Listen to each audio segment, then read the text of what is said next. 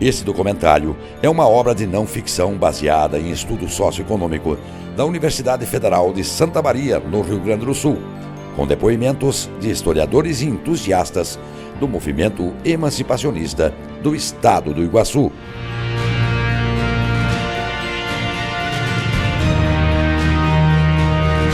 Em 1931, segundo ano do governo Vargas, primeiro período 1930 a 45, foram enviados pelo presidente e nomeados como relatores oficiais em nome do Exército os senhores Zeno da Silva e Ciro Silva.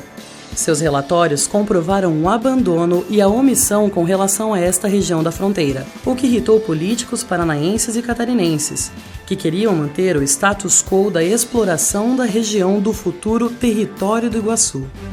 Corria o ano de 1943, o então presidente do Brasil, Getúlio Vargas, com o intuito de preservar as regiões oeste e sudoeste do Paraná e oeste de Santa Catarina das invasões estrangeiras, criou, através do decreto número 5.812 daquele ano, o Território Federal do Iguaçu. No mesmo decreto foram criados outros 4 territórios: Amapá, Guaporé, atual Rondônia, Rio Branco, atual Roraima, e Ponta Porã, atual Mato Grosso do Sul. Ele é criado em 1943, mas é uma proposta que vinha de muito tempo atrás. Desde o Império existia movimento para criar mais estados, subdividir o território do Brasil para melhor administrar. Porque já nesse período, novamente, excursões da Argentina e do Paraguai se adonavam novamente das terras desta região. Com a criação do território, é bom que se explique que o decreto inicial não citava um local para ser a capital.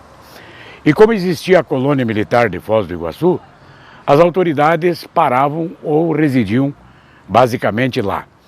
Aí, em abril de 1944, o primeiro governador, João Garcês do Nascimento, saiu em busca de um local para instalar a capital. E esteve onde hoje é Laranjeiras do Sul. Tomou nota da geografia, tinha alguns técnicos com ele, e decidiu-se que a capital seria onde hoje é Laranjeiras do Sul. Ela foi instalada, portanto, em 1944, já com a estrutura construída: o Palácio do Governo, a Casa do Governador, do Secretário-Geral e da maioria dos funcionários que serviam o território federal. Portanto, estas construções completam agora 72 anos. O Território Federal do Iguaçu constituiu a 4ª unidade federativa da região sul brasileira, com 68 mil quilômetros quadrados, dividindo-se ao norte com o Mato Grosso do Sul pelo Rio Paraná e com o estado do Paraná pelo Rio Piquiri, ao sul com o Rio Grande do Sul pelo Rio Uruguai e a leste com o Paraná pelos rios Piquiri e Cavernoso, e a oeste as divisas internacionais com o Paraguai e a Argentina. Foi criado o território e o município de Iguaçu e nomeado um prefeito. Alcindo Natel de Camargo era daqui, nascido em 1905, e ele foi o primeiro prefeito. O segundo governador, Frederico Trota, nomeou novamente Alcindo Camargo, que ficou até a extinção do território federal do Iguaçu. Laranjeiras, de um simples distrito de Guarapuava, passou a ser a capital de um território federal, com basicamente todos os serviços públicos, guarda territorial, serviço médico, escolas e outros benefícios. E muitas famílias e comerciantes vieram para cá na época. Um sonho que acabou quando o território foi extinto em 1946. O destino do Iguaçu era certo: transformar-se em uma unidade federativa autônoma em um estado da República Federativa do Brasil.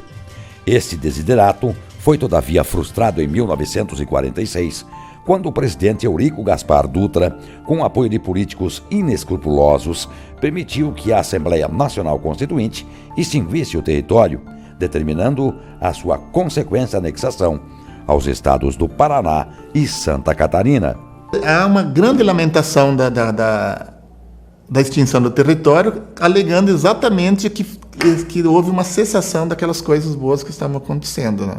Depoimentos bem fortes que diziam: olha, perdemos isso, perdemos aquilo, agora não temos mais, estamos abandonados de novo.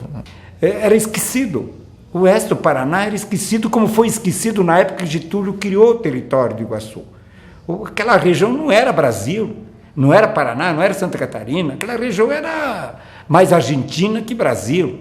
Lá se falava castelhano, lá o dinheiro que circulava lá era o peso, os líderes lá eram o Soldati, um argentino, que era um líder regional, e Getúlio criou para preservar, para agregar ao Brasil. E pegou o oeste, Santa Catarina, o sudoeste do Paraná, o oeste do Paraná, desde o Rio Cavernoso até o Rio Paraná, para que ficasse agregado ao território brasileiro, que nós temos muito orgulho disso.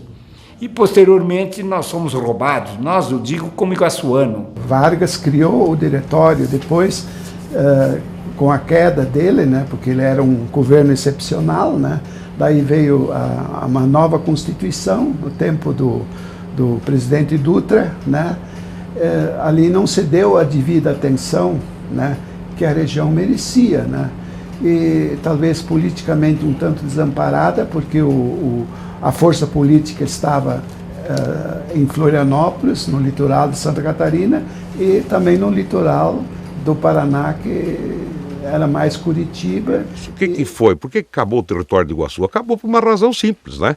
Eles dividiram lá em Curitiba as terras do território do Iguaçu, e para eles não ficarem, para eles continuarem ficando dono das terras, eles anexaram o território. Essa é a grande verdade, por isso que não prosperou o território do Iguaçu. Dos territórios federais criados, o do Iguaçu foi o único a não ser alçado à condição do Estado, o que representou uma injustiça histórica para com a região.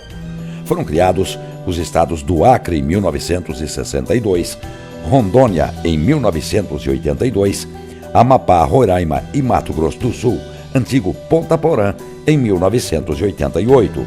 Essa injustiça reacendeu uma grande discussão sobre a necessidade da redivisão territorial no Brasil. Tive a satisfação de morar também em Roraima, e a história lá é mais ou menos a mesma. Aquele povo que lá foi como território queriam que aquilo ficasse um estado, e realmente conseguiram. E os outros estados, como Mato Grosso do Sul e Tocantins, foram criados na nossa bagagem, nós carregamos essa criação. Nós éramos território federal do Iguaçu, no tempo do primeiro governo Vargas, que criou o diretório, mas ele também criou outros diretórios, como foi Ponta Porã, que deu origem ao Mato Grosso do Sul, Rondônia também teve origem num diretório federal, Roraima também foi a mesma coisa, Amapá também foi a mesma coisa, né? Eles não foram extintos como diretório federal, até evoluíram para a formação de um estado, né? São estados em proporções econômicas muito inferiores ao nosso, e o nosso, por razões estranhas, simplesmente foi extinto, né? E esse descontentamento era latente, era visível em toda a população aqui do oeste do Paraná, ou toda a região emancipanda. Motivo pelo qual achamos que seria a solução emancipar essa região, que outrora já tinha sido um território federal do Iguaçu, né? Como foram, né, Rondônia, Roraima, né, e outros mais aí, né? Quem aproveitou o movimento nosso foi o Acre. O Acre em 62 criou. Entrou no nosso bolo e criaram. E nós ficamos boquejando aí. Então o estado do Iguaçu reivindicava o que os outros reivindicavam. O Acre passou estado em 62. E daí veio o Ponta Porã, que criaram o Mato Grosso do Sul. Aí veio o antigo Guaporé, que depois virou Rondônia, que criaram o estado também. Aí foi criado Roraima e Amapá. Então, todos os estados, sem ser o Iguaçu, são estado hoje. Todos os territórios, com menos Iguaçu, hoje eles são estado. Exemplo do que nós estamos falando, que a divisão, na verdade, soma. Aí está o estado de Mato Grosso, que foi dividido em Mato Grosso e Mato Grosso do Sul. O estado de Goiás, que foi dividido em Goiás e Tocantins. Vê lá se eles vão querer voltar ao que era antes. Claro que não, né? Porque há, sem dúvida nenhuma, um grande progresso, houve uma grande movimentação progressista de desenvolvimento, tanto no Mato Grosso do Sul, como no Mato Grosso do Norte, que ficou sem o Mato Grosso do Sul, que ficou o estado de Goiás, que ficou sem a parcela do Tocantins, ambos saíram no lucro, por assim dizer. Então, eu acho que se nós dividíssemos o Brasil, que tem 26 estados, 27 estados, se nós passássemos a ter 50 estados. Veja, por exemplo, os Estados Unidos da América do Norte, são lá em número de 48, se não me falha a memória, né, de 48 estados. Fica muito mais fácil para se administrar, para se desenvolver, né? E isso não quer dizer que nós venhamos a perder o sentimento de fraternidade, não é? A continental extensão territorial brasileira não comporta um número tão desproporcional de unidades federativas. Basta verificar como funciona a divisão em outros países. Um país só cresce na medida em que ele for, bem como a empresa também, na medida em que ela for bem administrada. E como é que se administra bem? Quando o raio de ação é reduzido, né? Você vê exemplos na França, né? Que tem um tamanho 2 vezes, um pouco mais do que o Paraná, né? O maior país da Europa, e que tem 14, 15 mil municípios, se me falha a memória.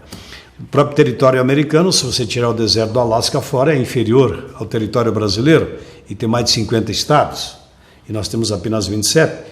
Então, é preciso, sim, para que se exerça um grau de eficácia maior no que tange ao dinheiro público, é que haja uma diminuição desse tamanho territorial, né?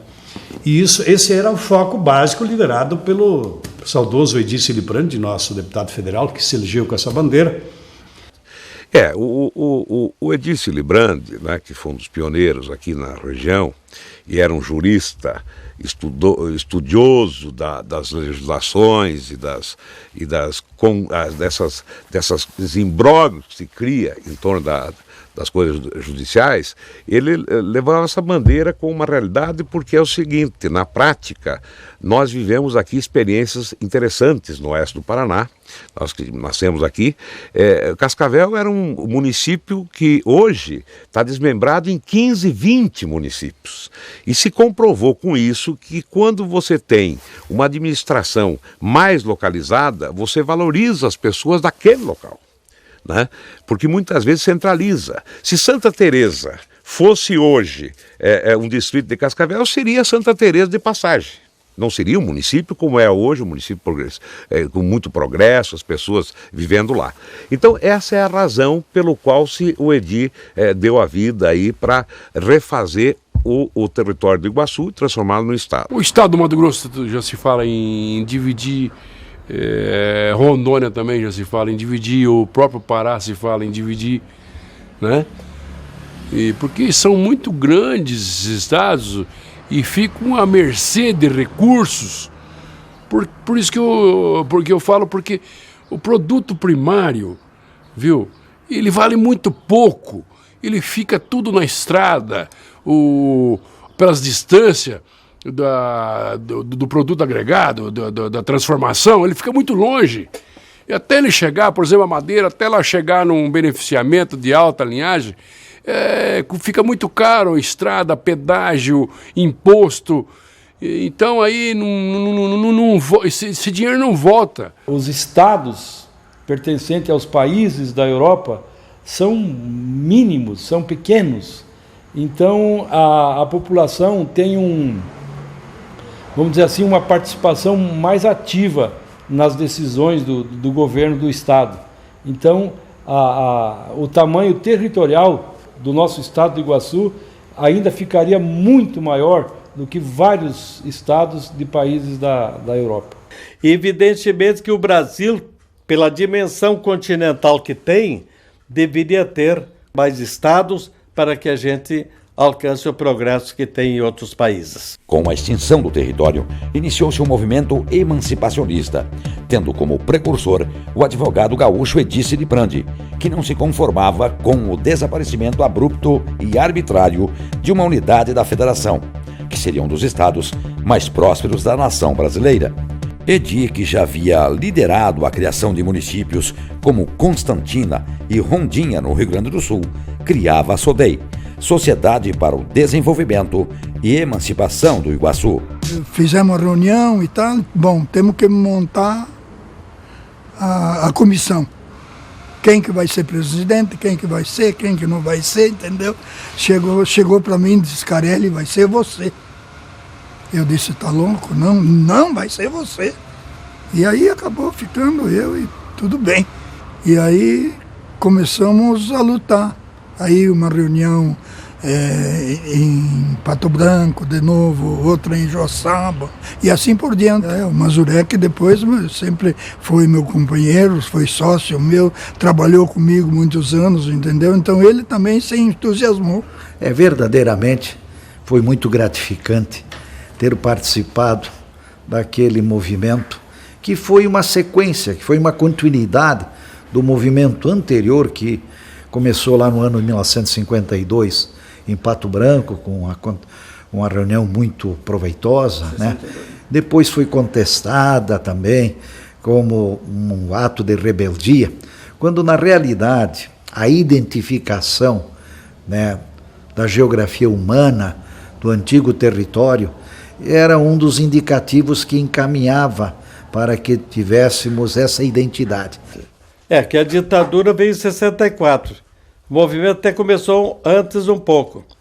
Creio que foi em 62 que o doutor Edir Liprandi, ou 60, não sei bem, que o Edir veio de Sarandi, Rio Grande do Sul, com a ideia de fazer o movimento, criando o estado do Iguaçu. No começo não tinha ditadura militar ainda. E a ditadura militar veio em março de 64. E nós começamos esse movimento em 62, né? Então ainda estava bem. Mas aí depois que veio o AI-5, aí nós começamos a ser perseguidos, viu? Até nós falamos em brincadeira que o Edir uma vez atravessou o Rio Uruguai para ir para o Rio Grande, atravessou o Rio Uruguai nada, tá? Porque eles queriam prender ele, né? Então nessas reuniões nós tínhamos que fazer as escondidas. Quando nós ia para a emissora, tinha que medir as palavras, né? Então o Edir era muito bucudo, nós diríamos para ele, você mede as palavras e não vai fazer besteira aí, tá? E tinha outros oradores, tinha o Biazus, tinha o Nilson, os Guarese, viu? E as reuniões na rádio era tudo com uma maneira. A SODEI, formada por lideranças das principais cidades da região do extinto território do Iguaçu, foi fundada oficialmente em 1968, em pleno fervor da ditadura militar. Um expressivo grupo de homens e mulheres corajosos e libertários de toda a região emancipanda, com destaque para Cascavel, Toledo, Foz do Iguaçu, Medianeira, Guaíra, Pato Branco, Francisco Beltrão e Clevelândia, no Paraná, e Chapecó, Dionísio Cerqueira, Concórdia, Xanxerê e Joaçaba, em Santa Catarina, começaram a formar núcleos e comissões emancipacionistas em todos os municípios iguaçuanos, fomentando o apoio popular para que algum parlamentar encaminhasse ao Congresso Nacional o projeto de criação do Estado, com a realização de um plebiscito constitucional de desmembramento territorial. Graças aos anos de chumbo e tolhimento das liberdades individuais e coletivas, o movimento arrefeceu compulsoriamente sob a mira das baionetas. São mais de 50 anos, talvez, que eu vi a Dona Olinda grávida, chorando. Um advogado do Rio Grande do Sul, muito importante na região, estava sendo preso por quê? Só porque queria o bem do Paraná, de Cascavel, nós não entendíamos, éramos muito pequenos. E aí, meu pai, Pedro Matias de Pubel, nos orientou à noite. Ele já tinha criado no Rio Grande do Sul tentado criar um Estado e que aqui seria de fato um estadista, um estrategista, que era um cara muito doutorado, muito estudado, que era casado com a senhora Olinda, que tinha 2 filhos e que estava grávido do outro. E para onde foi esse homem, pai? Para Foz do Iguaçu preso. A gente via, na ditadura, via cada vez em quando, vinha uma caminhonete lá, na casa do Edi, que era perto, eu tinha um comércio aí, oficina, e então chegava, cada vez em quando chegavam os homens lá, porque na época eu também estava enganjado, não ia muito, mas tinha vezes que a gente participava das reuniões deles. Eu creio que politicamente foi complicado, o Edi viveu essa situação, o movimento viveu a situação lá antes tinha um movimento bom antes do governo militar, em 64. Depois, em 67, teve um ressurgimento em função da mudança da lei que podia a emancipação podia ser feita no governo, no Congresso e não mais nas assembleias. Aí veio a I-5 e bloqueou um pouco. Em 1968, a SOTEI promoveu o maior encontro iguaçuano da sua história, com a presença de mais de 500 pessoas e a cobertura da imprensa nacional. Mas houve um engajamento da sociedade e nós realizamos até um congresso.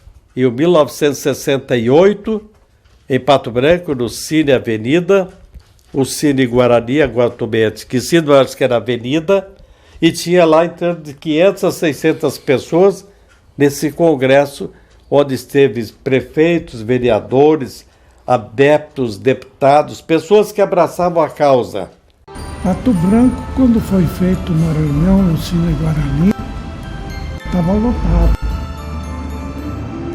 Todo mundo apoiando, com cartazes, com bandeiras. E a Rádio Guaíba veio com uma caminhoneta cheia de instrumentos. Você veja que hoje você pega aqui o telefone e você fala para o mundo.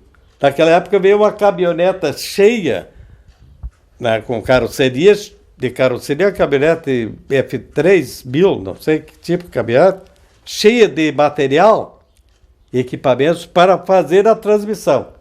O Adroaldo Streck, que fez a cobertura, locutor extraordinário, mais tarde foi deputado federal. Ele que esteve na cobertura desse congresso realizado durante o dia inteiro do Cine Avenida, com a presença de figuras extraordinárias. A região do estado do Iguaçu sempre preencheu todos os requisitos exigíveis para um estado autônomo, sustentável e independente. Então foi contratado com a Universidade de Santa Maria um levantamento socioeconômico muito aprofundado e que demonstrava que o novo estado do Iguaçu seria entre os 10 estados mais pujantes do Brasil. O estado do Iguaçu é um estado muito rico, melhor que 10 estados. Foi a linha de 10 estados que não teriam os recursos, nem impostos arrecadados naquele conto que seria arrecadado no estado do Iguaçu. 68 mil, 70 mil quilômetros quadrados é o tamanho ficaria Santa Catarina. Seria maior que 100 países do mundo. Eu tive a oportunidade de conhecer 56 cidades aqui da região, oeste, sudoeste, centro, e essas cidades eu vi que se bastam por si só, lutaram tanto, ainda tem algumas carências, é claro, mas elas se bastam por si só e fariam perfeitamente, com mais algumas regiões, um estado pujante. Imagine só, se nós tivéssemos o estado de Iguaçu. Sem dúvida nenhuma, nós teríamos a melhor venda per capita seria na nossa região. Uma região rica, como seria esse antigo território do Iguaçu, com uma Itaipu muito grande, com uma pecuária moderna, com uma agricultura bem distribuída, seria um estado, seria uma Suíça brasileira. Se tornaria tranquilamente no estado mais rico do Brasil, onde a renda per capita seria possivelmente o dobro da de São Paulo hoje. Nossa, nós ia virar uma Suíça. Iguaçu aqui ia ser uma Suíça. Eu não digo assim, que se nós fosse hoje Estado de Iguaçu, nós seríamos qualquer outro Estado que ele participa no Brasil, em arrecadação, essas coisas, ia continuar a mesma coisa. Porque nós temos uma potência muito grande aqui. Todos que são alertados sobre o Estado de Iguaçu, todos que você consegue explicar o porquê do Estado, os benesses que há para a região produtora, que é o Oeste e o Sudoeste, todos que eles entram, eles embarcam na canoa. Aqui uma unidade federativa da maior produtividade de agronegócio. Nós nos tornamos um polo do agronegócio, nós somos autossuficientes e ainda o governo do Estado não nos dá tudo aquilo que nós temos direito. Um Estado muito bem desenvolvido, todo ele minifundiário, né? Um Estado, uma região que me parece que tem a maior produção de proteína animal do mundo, né? Então, realmente, seria um Estado que economicamente seria viável, politicamente seria necessário e socialmente seria muito importante. Vamos construir mais um Estado que é nosso, que é pujante. Vamos construir aqui os nossos impostos. Vamos fazer que nós progridamos. Para que nós precisamos depender de um outro Estado? Se nós podemos ter o nosso. Então essa é uma ideia que o Edi difundiu.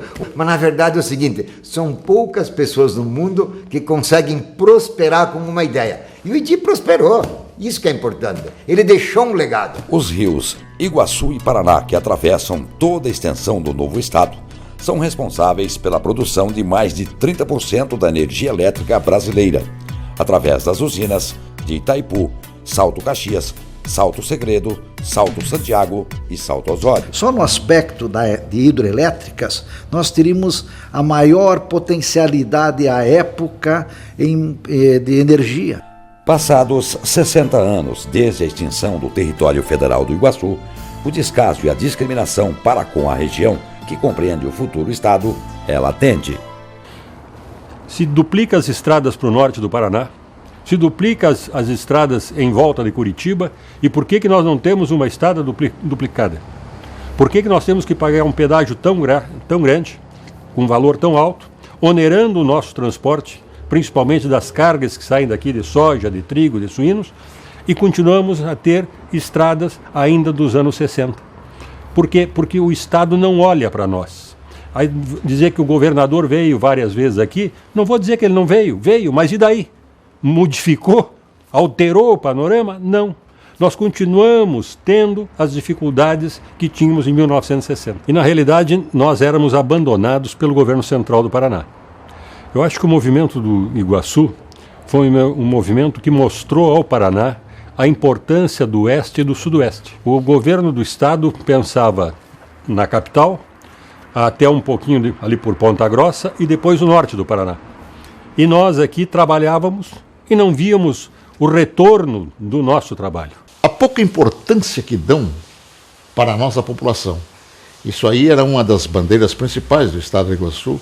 E eu nunca esqueci, inclusive, uma observação que o Edi criou e que até hoje ela se faz sentir como uma verdade. E eu, vez ou outra, quando eu tenho a oportunidade, eu a uso, né?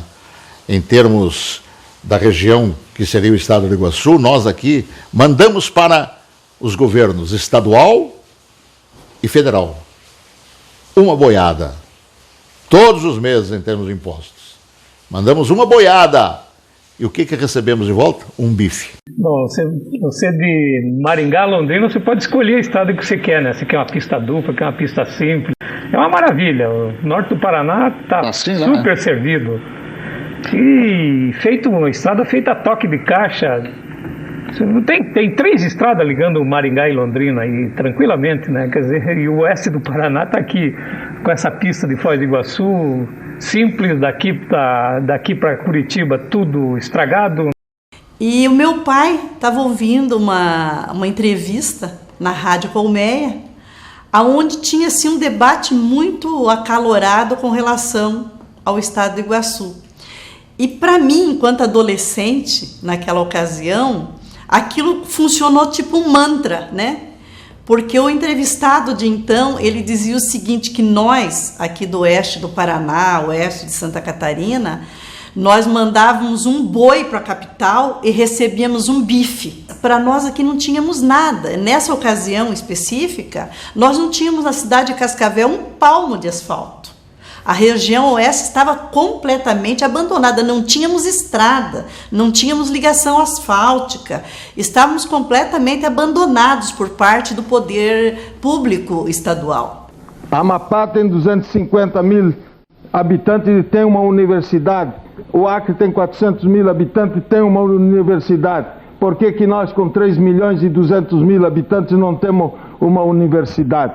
Eu quero dizer o seguinte, que o Paraná, com o dinheiro do povo do Paraná, ele concentrou 50% das indústrias em Curitiba. E a legislatura passada da Assembleia Legislativa autorizou o governador a pagar a conta de Curitiba, em prejuízo aos municípios do Paraná. A região do Iguaçu, no Paraná, responde por 23% da arrecadação dos impostos. Nós não tínhamos hospital, nós não tínhamos cursos de faculdades, estradas inadequadas e tudo, simplesmente a região era esquecida. Em 32 anos que eu moro em Cascavel, ainda não existe uma universidade. Este é um dos fatos, talvez o principal, que nos leva a pedir a emancipação dessa área, que é uma área bastante rica e da qual o governo só leva e não devolve. Porque nós aqui deveríamos ter mais atenção do governo do estado do Paraná e estamos sempre sendo tratados assim em plano secundário. E o oeste do Paraná, o sudoeste, mas toda essa região que já foi o território de Iguaçu, sempre, por causa de ter sido o território, foi marginalizada e usurpada pela turma de Curitiba e do norte do Paraná. A nossa região toda sempre foi sugada. Até hoje, se você olhar para o norte ou para o sul, você vê viadutos, grandes edificações, grandes construções, tudo é macro, é grande. E quando se trata aqui da região oeste, tudo é estreito, é pequeno. Nós éramos um extremo, era o extremo oeste de Santa Catarina e o extremo sudoeste do estado do Paraná. E era pouca atenção que Curitiba e Florianópolis dava para nós em termos administrativos, né? Então, para nós sempre vinha a sobra, porque era muito longe tudo até chegar na nossa região, né? Mas por quê? Porque aqui é a grande teta. Essa é a verdade, entende? Imagina se Curitiba fosse perder essa teta, né? Se fosse perder esta economia que aqui está, praticamente sustentação. Isso aqui é tão grande em termos de economia, que veja você, hoje nós temos a cidade industrial de Curitiba, né? E o EDI, inclusive, naquela época alertava, nós vamos sustentar outras economias em relação a esse estado, principalmente a capital do estado. Vai nos explorar mais ainda. Você veja, a cidade industrial, conforme o EDI mesmo alertava, a cidade industrial, acabou o governo do estado transferindo para o caixa do governo do estado a sustentação da cidade industrial. Então, nós pagamos para Curitiba ter a sua cidade industrial, entende?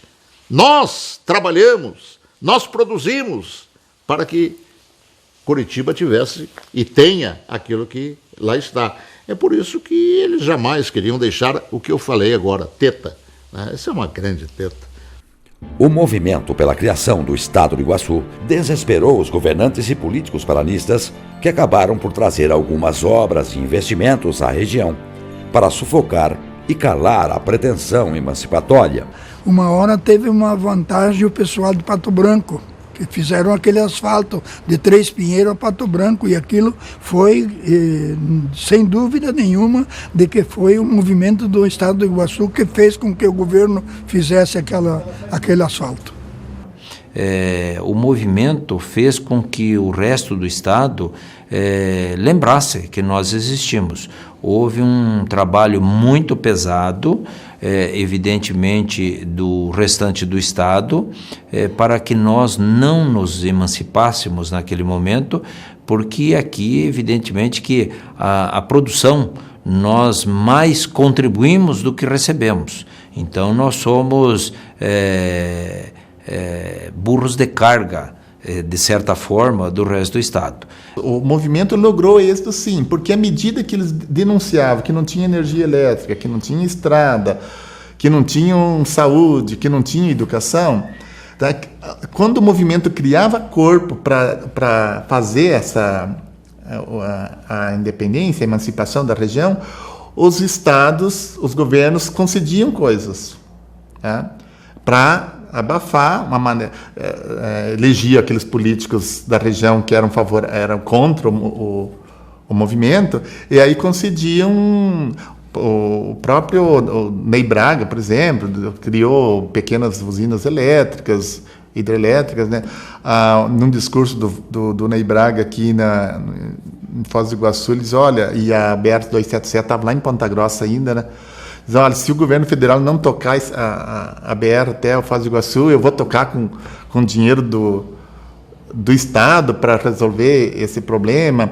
Então, muitas das reivindicações, das denúncias que eram feitas pelo pessoal do movimento, foram atendidas para não dar razão, digamos, para o movimento se encorpar e ganhar uma força suficiente para criar a emancipação. Então, nesse sentido que eu vejo que o movimento para a criação do Estado do Iguaçu foi muito interessante para a região. Nós não conseguimos criar o Estado do Iguaçu, mas nós alcançamos algumas coisas que deu alguma vantagem ao movimento do Estado do Iguaçu, que ninguém coloca isso. Nós poderíamos colocar a UniOeste, Hospital Regional, tantas outras coisas, que com a pressão do Estado do Iguaçu, houve um reconhecimento um pouquinho melhor por parte do governo do Estado.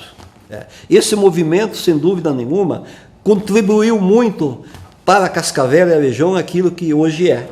Que lá em Curitiba nós não éramos ninguém, mas toda vez que o movimento crescia, o governador dava uma migalha. Nós não tínhamos universidade aqui.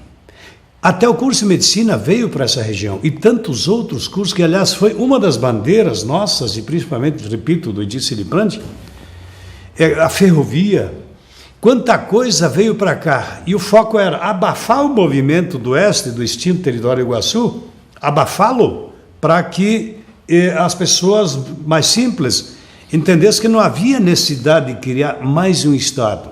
A região foi extremamente beneficiada com o movimento. Aquele surto do movimento 68 que o Edir efetivou, fazendo com que a velocidade com que os investimentos do governo de Curitiba para a região fosse acelerada, como o DDD, o DDI, o asfaltamento das estradas, a primeira escola. Eu já entendia naquela ocasião que a história de que a gente manda um boi para o Palácio Iguaçu e vem um bife para nós era uma realidade incontestável. Para a gente só vinha algumas obras depois de muita luta e muita briga com o Palácio Iguaçu. E em Santa Catarina não era diferente. Com a abertura política da década de 1980, o movimento do Iguaçu se organizou, se fortaleceu e conquistou o apoio da maioria esmagadora da população da região emancipanda do Oeste e Sudoeste do Paraná e Oeste de Santa Catarina. Uma pesquisa realizada pelo jornal Fronteira do Iguaçu destaca o maciço apoio popular ao projeto de emancipação. Também os vereadores e prefeitos em suas casas legislativas e gabinetes emprestaram seu incentivo à criação do novo Estado. Porque o Estado do Iguaçu é uma inspiração do povo desta região. Todos são a favor do Estado do Iguaçu. Esta bandeira forte do Estado do Iguaçu, que é a nossa bandeira. Olha, na verdade tinha pessoas de todas as classes, tinha pessoas de mais idade e a juventude também participava muito. Assim, a vontade da população era ver a criação do Estado do Iguaçu. O pessoal se reunia mesmo, a gente marcava reuniões nos municípios do oeste, do sudoeste do Paraná, do oeste de Santa Catarina, sempre eram locais cheios de pessoal lutando por esse objetivo. Olha, qualquer pesquisa que se fizesse e que desse menos de 85% que não fosse favorável ao Estado do Iguaçu, era dirigida, porque a manifestação espontânea, a acolhida que se dava quando se organizava qualquer destes movimentos, quando se realizavam estudos e discussões a propósito do Estado do Iguaçu, a adesão era incondicional. Havia a inauguração da rodoviária.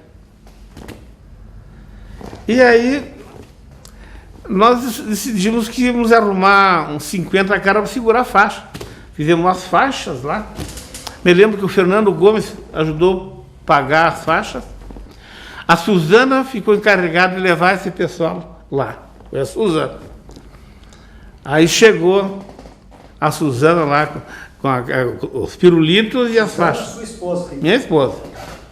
Minha esposa. A Suzana foi lá na frente da rodoviária com um povão lá, encheu aquele negócio lá. E aí o Álvaro Dias mandava baixar, discursando,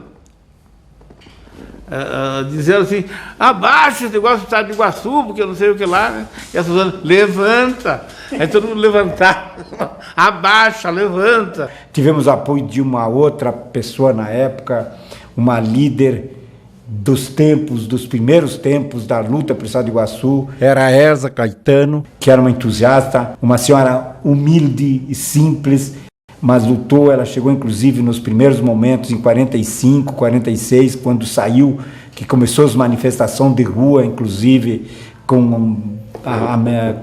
para que se anulasse o plebiscito. Ela foi presa pelos movimentos e ela se orgulhava muito disso, porque ela tinha sido presa por uma causa. No passado, eles cerceavam os emancipacionistas na base da polícia.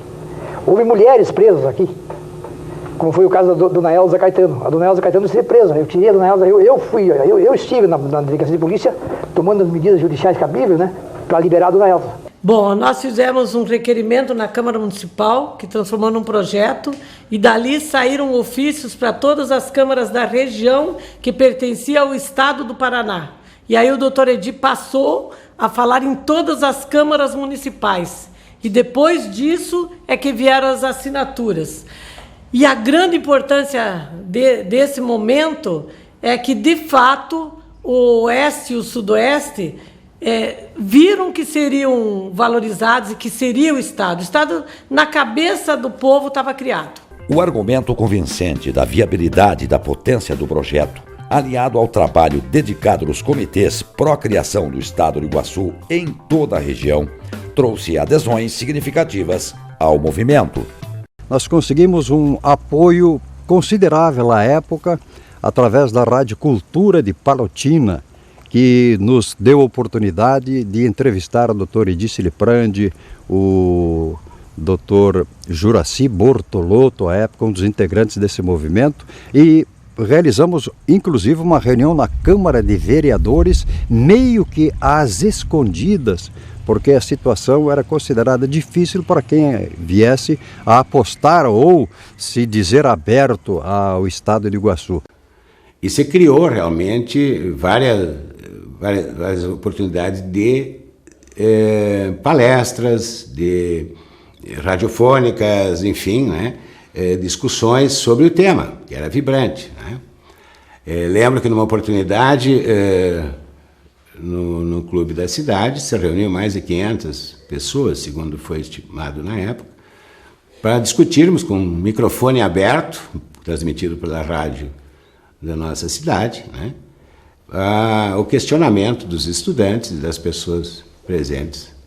Como esse povo tem um sentimento de liberdade enraizado no seu sangue, na sua própria condição de vida, na vivência entre ele e a própria natureza, o desbravamento, a coragem desse povo, foi despertando o interesse para formar um novo Estado. E começaram a surgir adesões. Era um movimento muito importante. E você vendo a situação do Brasil hoje, então eu vejo assim que o Estado do Iguaçu é um meio de chamar a atenção da nível Brasil. uma luta de um povo, uma saga de um povo que queria a sua liberdade administrativa. Não somente a liberdade administrativa. Né? Ninguém estava querendo nada de diferente. Né? E enfrentamos os poderosos e eu considero que fomos vencedores. Né? Nós conseguimos construir um ideal muito forte que bate no coração de todos aqueles que defendem até hoje o Estado do Iguaçu. Chegava a hora, o grande momento da libertação da região. Incluir o Estado do Iguaçu nas comissões de redivisão territorial, artigo 12, das disposições transitórias da Constituinte Cidadã. Tudo embasado em uma emenda popular com mais de 80 mil assinaturas. Mas, infelizmente, a omissão dos nossos representantes políticos, em especial do deputado federal Nilson Sguarese, responsável pela apresentação da proposta que, minutos antes de fazê-lo, ausentou-se misteriosamente, adiaram mais uma vez o sonho do Iguaçu. Renasceu essa vontade de criar um Estado em razão da Constituinte de 88. E o grupo daqui decidiu apresentar uma emenda popular para que se buscasse esse Estado. Nós conseguimos arrecadar 100 mil assinaturas aproximadamente, sem sair de Cascavel. E com isso conseguimos conseguíssemos protocolar um pedido de uma emenda popular para a criação do Estado. Toda vez que a sociedade se organiza, como foram essas comissões todas em cada município, nos distritos, né, valorizando a bandeira, os símbolos, as ideias, os ideais, o que se queria, né, num conjunto da sociedade, tendo uma pessoa conduzindo esse processo como uma referência, como foi o Edir Librandi, né, criou um caldo de cultura tão denso, tão forte. Foi algo extraordinário, construída através do debate, do embate democrático, de uma ideia, de uma expressão de liberdade. O que eu tenho a desejar é que esse movimento tenha verdadeiramente sucesso e me colocar à inteira disposição desse movimento da criação do Estado de Iguaçu, porque entendo que é uma das poucas saídas para a nossa região. A ideia de se levar no Congresso Nacional para que se estabelecesse, que já havia uma onda nacional de emancipação de outros estados, né, da criação dos estados. Sim, nós participamos efetivamente na criação do Estado de Iguaçu com uma coleta de assinaturas. Eu lembro que na Constituinte, me parece que foram levadas 42 mil assinaturas, e Marechal Rondon, na época, nós conseguimos quase 6 mil assinaturas válidas, né, que foi anexada a esses documentos e encaminhados a Brasília. Né. E a nossa proposta já estava andando lá, tivemos que indicar um padrinho para que ela pudesse continuar. E nós escolhemos o Nilson Sguarese, que era simpático à causa, era um deputado da região, era de Pato Branco, e ele passou a ser o padrinho indicado pela nossa região para garantir o andamento da nossa proposta popular. Eu acho que o Estado do Iguaçu realmente é um Estado viável. Adotado pela Constituinte, a redivisão territorial do país, eu não vejo como não venha a ser aprovado o Estado do Iguaçu viável em todos os sentidos, político, econômico e financeiro. E eu acho que a mudança é a mudança da descentralização. Quando estava marcado para ir a plenário, já tinha passado nas comissões, e no outro dia essa proposta ia a plenário. O Nilson Sguarese retirou essa proposta da Constituinte. Deixou de ser uma proposta popular. Simplesmente retirou, ele sozinho. E com isso, o Estado de Iguaçu não foi discutido na Constituinte de 88. Após a frustração da Constituinte, o movimento tomaria novos rumos. Não poderia mais confiar em deputados que não empunhassem verdadeiramente a bandeira da emancipação. não poderia mais esperar comprometimento de quem já estava comprometido com as elites e os poderosos do Paraná e de Santa Catarina. Precisava de alguém abnegado pela causa, alguém que sentisse na própria pele os sofrimentos e os anseios de um povo à deriva da história. Não bastava ser um simpatizante, não bastava ser um colaborador de ocasião. Tinha que ser ele, a própria encarnação da causa do Iguaçu, o comandante Edir Liprandi. E em 89, nós vimos a necessidade de o PDT ter um candidato a deputado estadual e um candidato a deputado federal. Naquele momento nós tínhamos um candidato a deputado estadual que era o Tanuri. E nós necessitávamos de um candidato a deputado federal. Mas para isso nós tínhamos que ter uma causa. Nós sabíamos que nós tirar um nome para ser um deputado federal sem uma causa, e essa causa veio o Estado do Iguaçu. E aí nós fomos, eu e mais alguns companheiros, fomos na casa do Edir e o convidamos para que fosse candidato a deputado federal. Acabamos saindo naquele dia bastante empolgado que nós teríamos um candidato e teríamos uma causa para nós termos um deputado federal, que seria o Estado do Iguaçu. Nós precisamos de alguém lá em Brasília para brigar pelo nosso ideal, para o nosso sonho, para os nossos objetivos. E conseguimos a pessoa certa, porque ele estava já identificada conosco. Aí conseguimos convencê-lo a que ele fosse o candidato e representasse. Nesse momento, o Edir foi votado, bem votado na região tanto oeste como sudoeste, e aí então assumiu a cadeira e condição de deputado.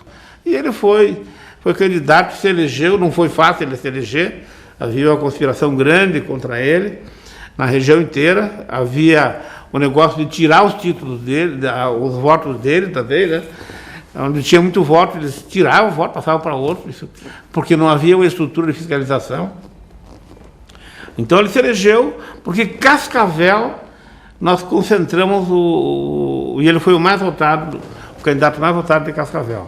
Em 15 de novembro de 1990, Edir Liprandi foi eleito deputado federal pelo PDT, com a bandeira única da criação do Estado do Iguaçu, enfrentando os adversários poderosíssimos que não queriam a sua eleição.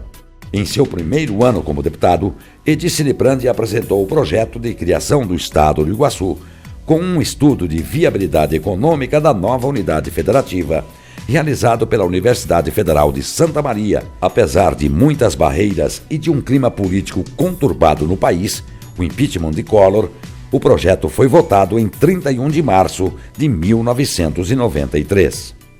Concedo a palavra ao novo deputado Edir Liprandi. Senhor presidente, senhoras e senhores deputados, o Estado do Iguaçu nasce sem ônus, é viável em todos os aspectos, autossuficiente, autossustentável, tem custo zero para os cofres da União.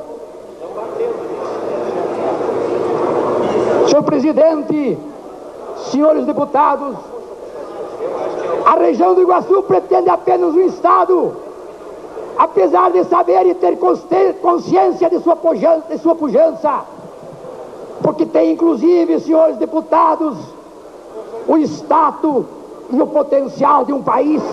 Por que não criar logo os três poderes numa região que já foi uma unidade federativa e que tem cachê para isso e que se constitui num Estado de fato? Basta declará-lo.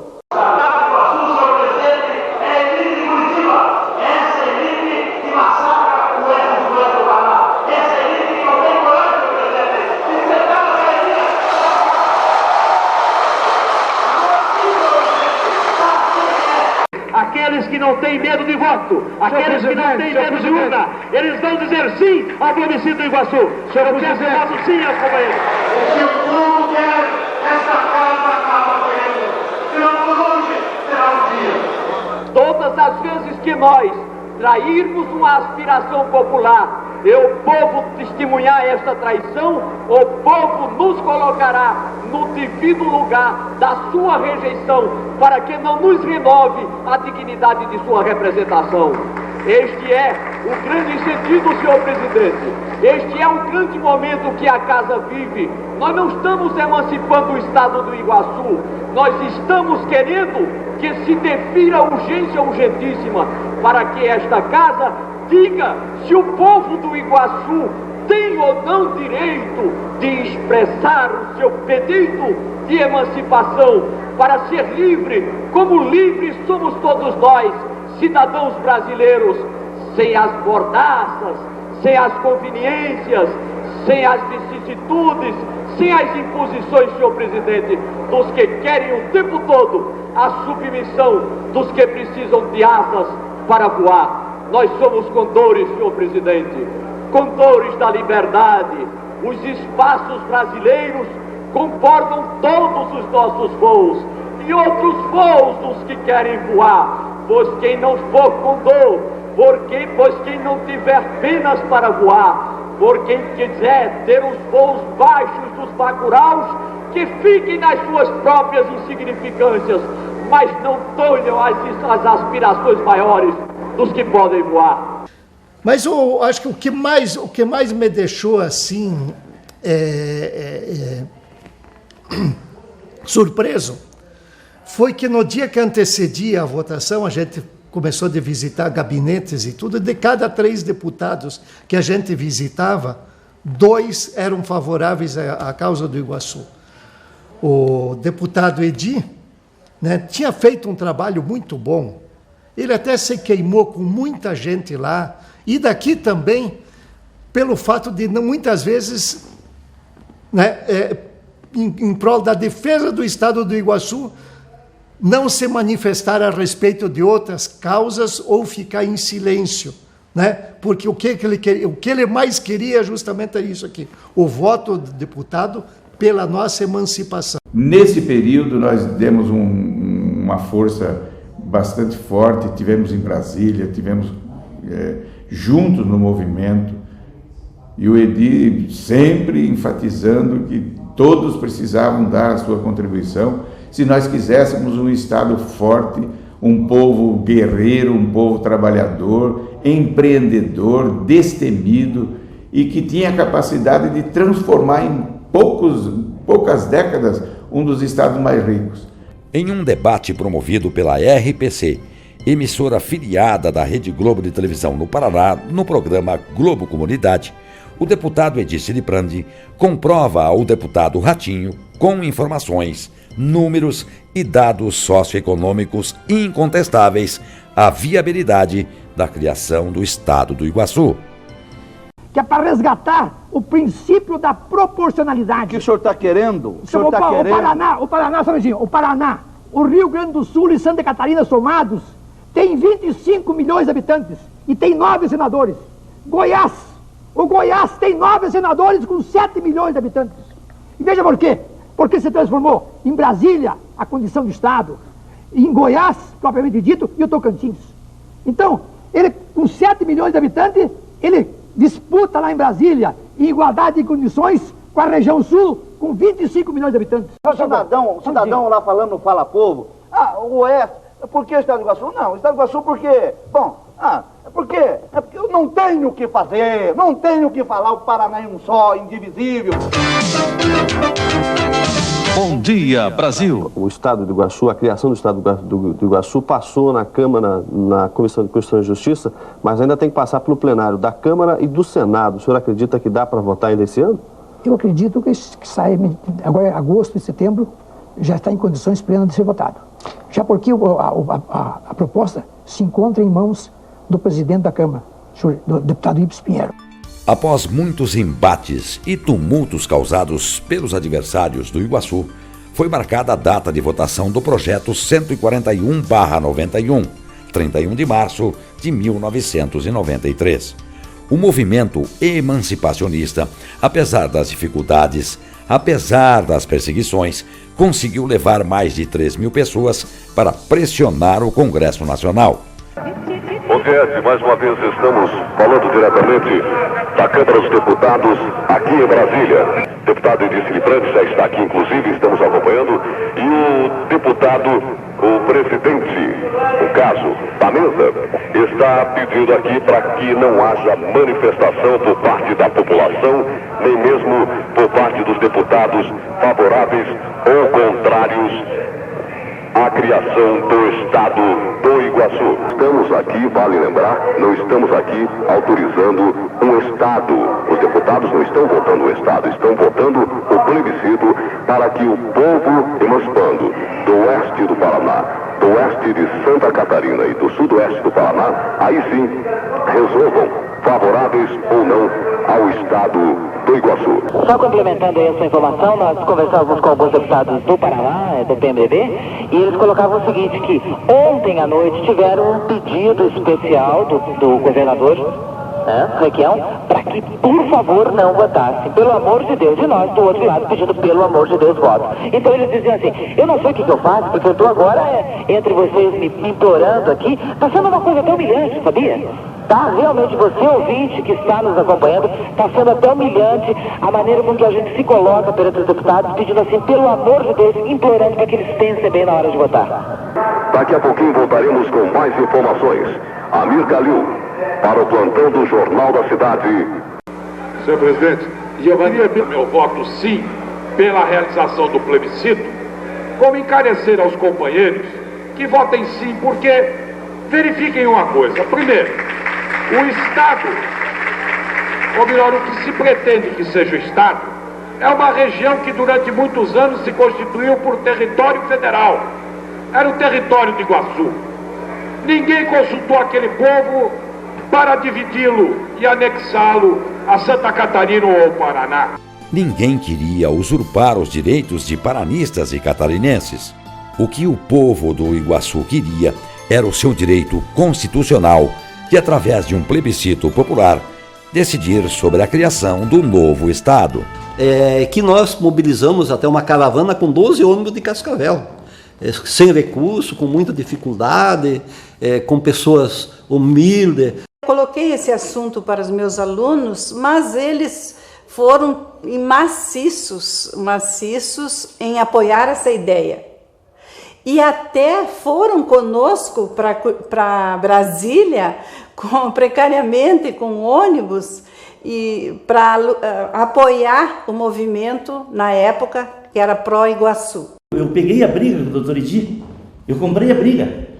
Lá em Brasília, eu colava, tem o eixo L, tem o eixão, o eixo L, tem o Ministério na asa sul, na asa norte, e eu parava na asa sul. E na asa sul tem os terminais de ônibus, no eixo L, tem um negócio redondo para a gente colar os cartazes. Até lá em Brasília eles me davam uma força, porque eles viram que não era uma política, era um movimento, era uma luta pró a emancipação do estado de Iguaçu. E quando eles tiveram o negativo, que eles perderam a votação no Congresso, 70% daquele pessoal chorou. E na estrada vinha gente chorando ainda. Então, quer dizer, foi uma desilusão para aquele pessoal. Aí, eu acho que o movimento do Estado devia voltar. Eu acho que é um direito da região.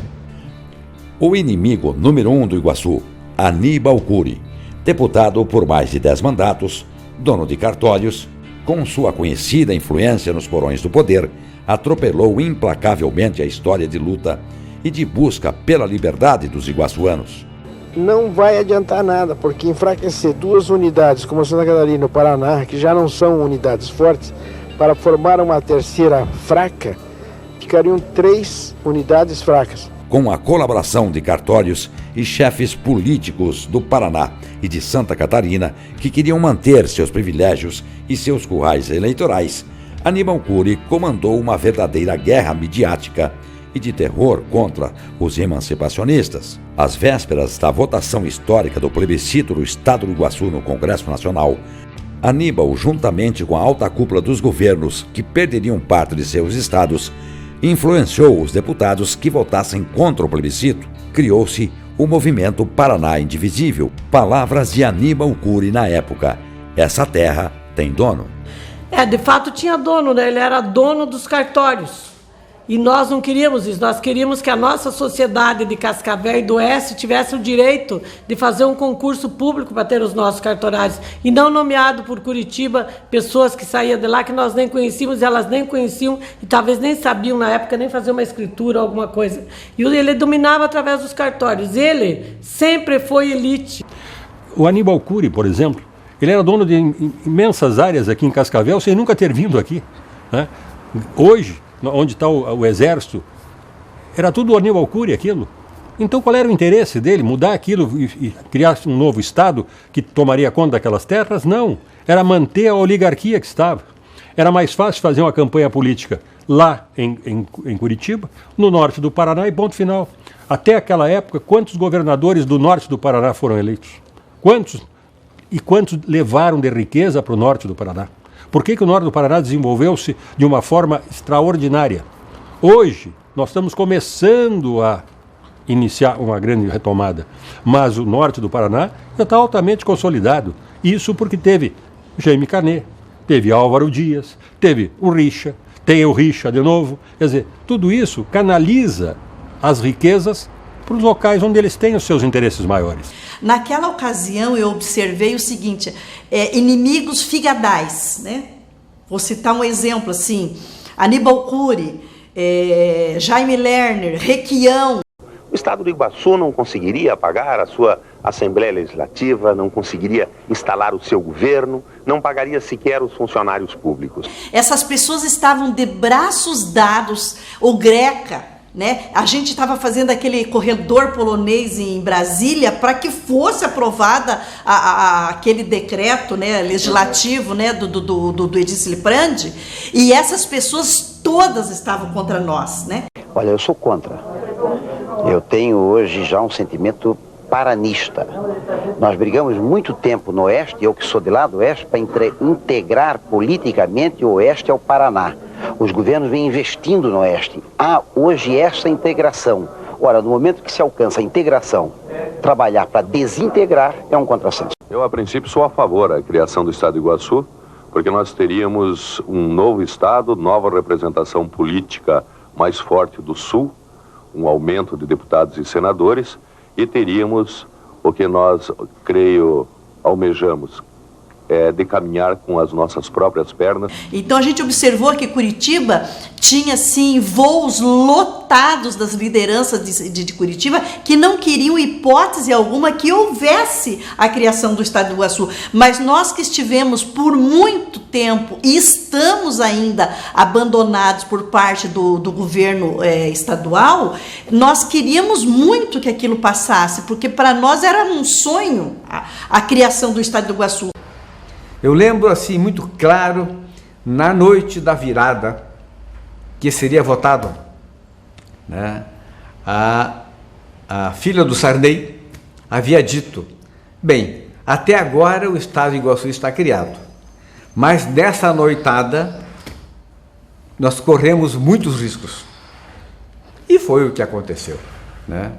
Na virada daquela madrugada, foram para Brasília, né, o Aníbal Cury, o Roberto Requião e o dono da TV Globo do Paraná, o Cunha Pereira, com um grupo grande de empresários e lideranças de Curitiba e do Norte, e foram lá pedir uma audiência com o então presidente Itamar Franco e disseram para ele, Itamar, você tem que nos ajudar, porque o próximo estado que vai ser fatiado é o seu, onde vai se criar o estado do Triângulo Mineiro. O que aconteceu? Na virada da noite, nós perdemos porque o staff do governo federal se colocou contra o movimento do Estado de Iguaçu, capitaneado por Curitiba e pelo então presidente Itamar Franco. Durante a existência do movimento, as perseguições políticas por parte dos governadores e políticos ligados aos poderosos se acirravam. O ex-governador Requião, né, perseguia todo mundo.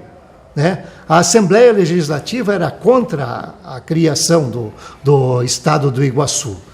E então aí a gente viu declaradamente a situação quando nós colocamos ônibus à disposição para assistir à votação em Brasília. Uma hora nós tínhamos 20 ônibus, logo ali adiante, quando vinha o aperto por parte do governo, caía para 10 e assim por diante. Mas mesmo assim, conseguimos ainda reunir 13 ônibus, né, lotados lá, que participaram das votações em Brasília, né.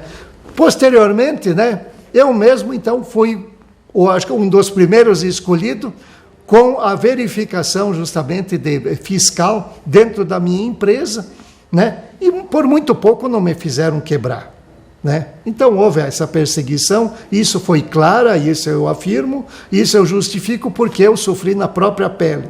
No Congresso Nacional, o então presidente da Câmara, Ibsen Pinheiro, anulou uma sessão legal que havia aprovado a criação do Estado do Iguaçu, alegando uma falsa falta de quórum.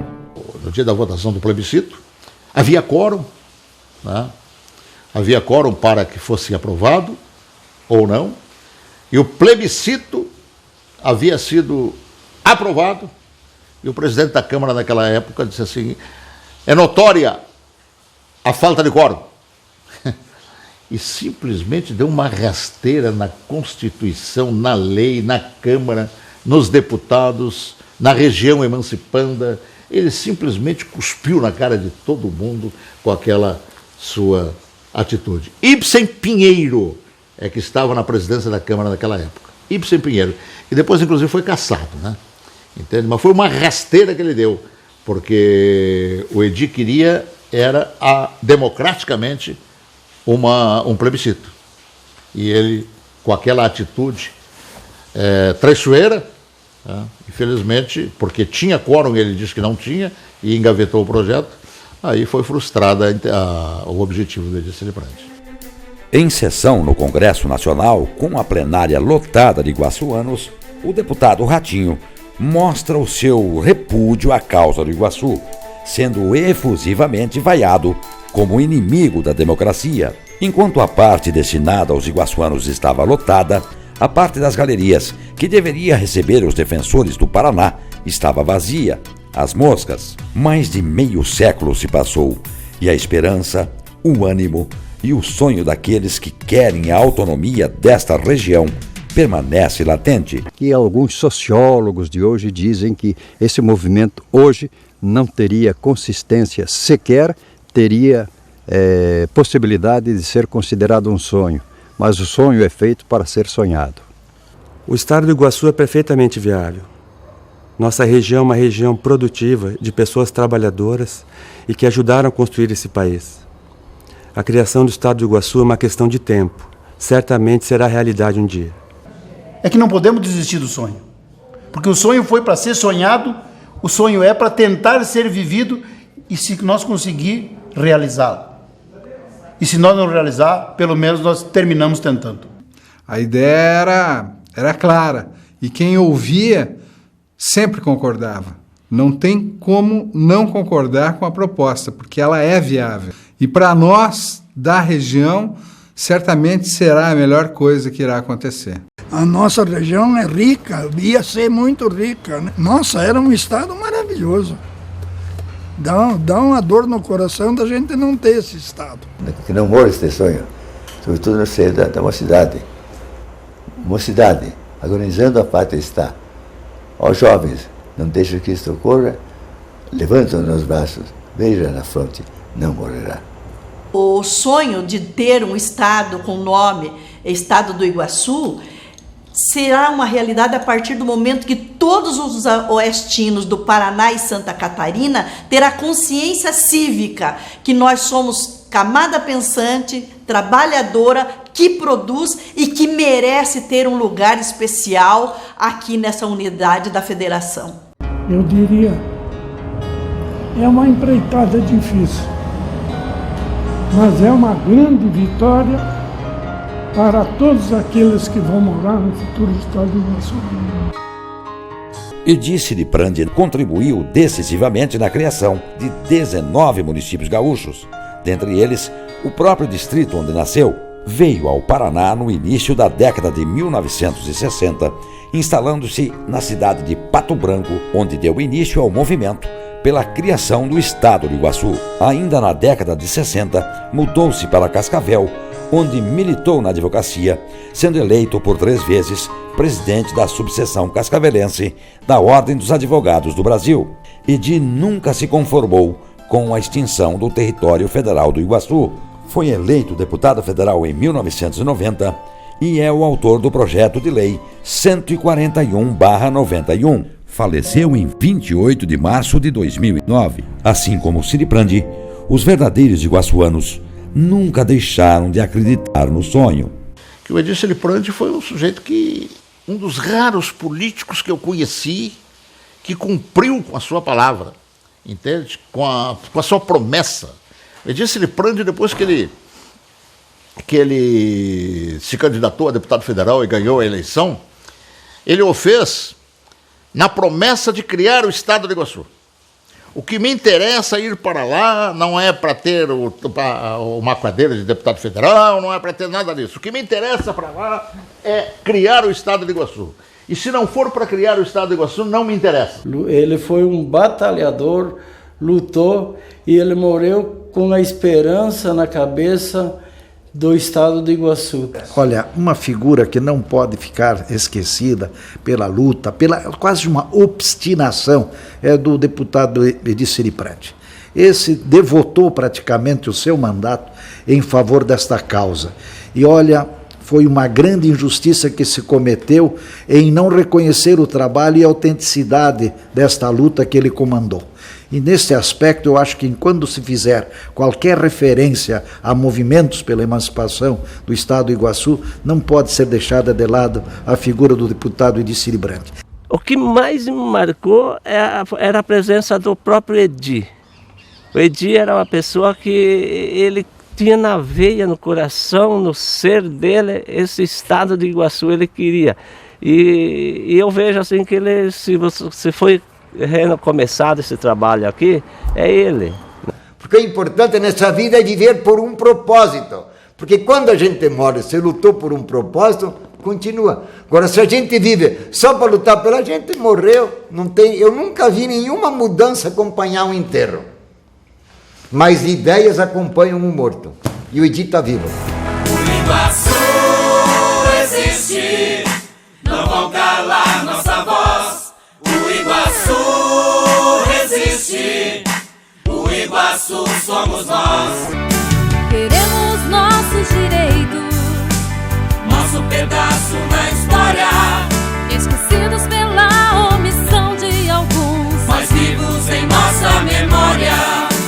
O Iguaçu resiste, o Iguaçu somos nós.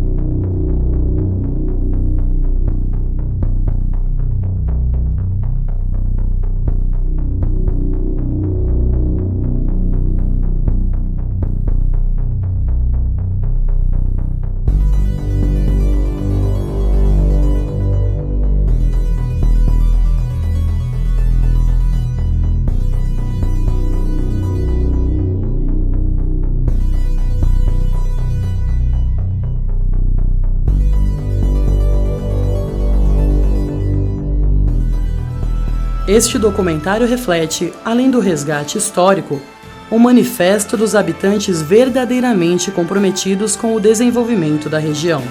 A efetiva integração regional com os estados de origem, Paraná e Santa Catarina, nunca passou de mero discurso, sustentado ao longo dos anos por embaixadores, paranistas e barrigas verdes, que sempre gerenciaram os recursos gerados aqui, no território do Iguaçu, carreando nossas riquezas ao largo do oeste e sudoeste do Paraná e oeste de Santa Catarina, sem nunca devolverem a justa contrapartida em investimentos. Este documentário foi elaborado por pessoas que acompanharam de perto os principais fatos, suas motivações, tensões e pressões, interessadas minuciosamente no seu desfecho. Compreenda melhor esse palpitante movimento insurreto sul-brasileiro.